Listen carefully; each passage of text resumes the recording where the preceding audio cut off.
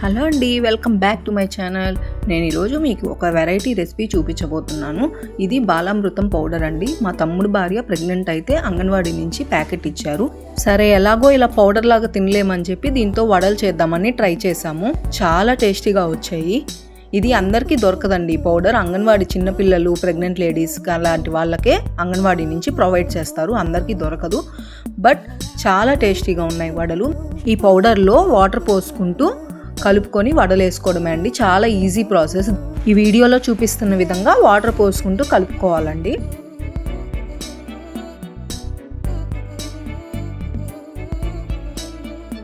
చూడండి, ఇలా కలుపుకోవాలి.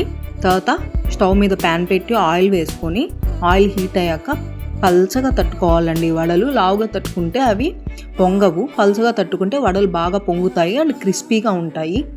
చాలా టేస్టీగా ఉన్నాయండి. ట్రస్ట్ మీ, మీరు కూడా ట్రై చేయండి. ఒకవేళ మీకు బాలామృతం కానీ అవైలబుల్లో ఉంటే, పిల్లలు ఇలా తినట్లేదు అనుకుంటే ఇలా వడలు చేసి పెట్టినా బాగా తింటారండి ఇష్టంగా.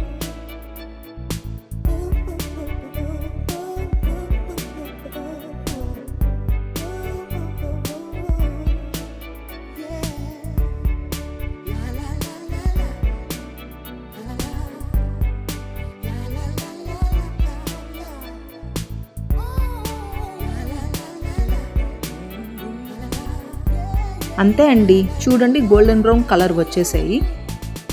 ఇప్పుడు తీసి పక్కన పెట్టుకోవడమే.